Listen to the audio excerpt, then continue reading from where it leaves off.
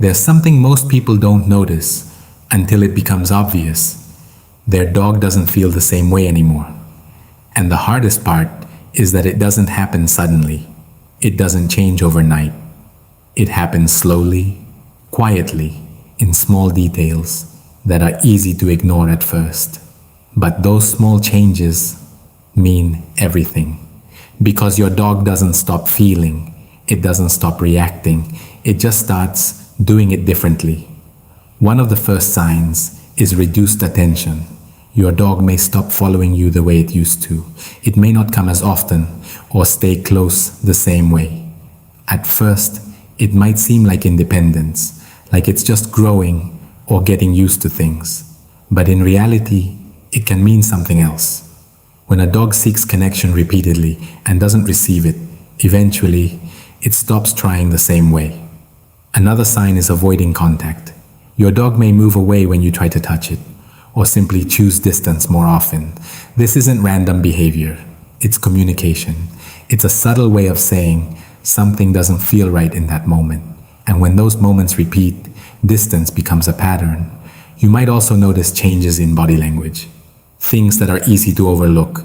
A dog that used to be relaxed may now seem slightly tense. It may avoid eye contact more often, or hesitate before approaching. These are not dramatic signs, but they are meaningful. Because body language is your dog's primary way of expressing how it feels. Another important sign is reduced excitement. When you come home, when you grab the leash, when you call its name, the reaction might not be the same. The energy is lower, the response is slower, or sometimes almost neutral. That doesn't mean your dog doesn't care.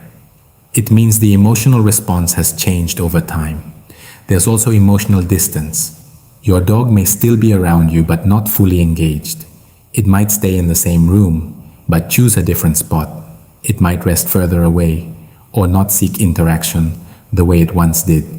This kind of distance is subtle but powerful because it shows a shift in how your dog relates to your presence. Another sign is delayed response.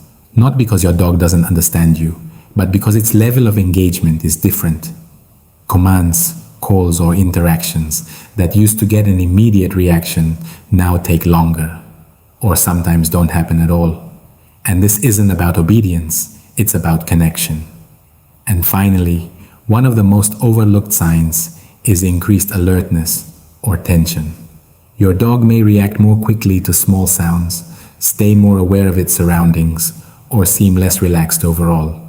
This can happen when a dog doesn't feel fully secure in its environment, and that sense of security is deeply connected to the relationship it has with you. Now, none of these signs happen without a reason. They are not random. They don't appear out of nowhere. They are usually the result of small patterns over time. Moments where connection was missed, signals that weren't understood, routines that changed too often, or communication that wasn't clear. But this is the part most people don't realize. It doesn't mean it's too late, because your dog hasn't stopped caring. It hasn't stopped feeling. It has simply adapted based on what it experiences, and that means you can change it. When you start noticing these signals, when you begin to understand what your dog is actually communicating, everything shifts. You respond differently. You become more present, more aware, more intentional. You begin to rebuild what may have slowly faded, because your dog doesn't need perfection. It doesn't expect you to get everything right. It needs consistency. It needs clarity. It needs to feel understood. And most importantly, it needs to feel safe with you. While you go through your day, focused on your responsibilities, your thoughts, your routine, your dog is constantly reading you, trying to understand you, trying to adapt to your world without words, and everything it feels, it shows. The only question is, will you notice it in time?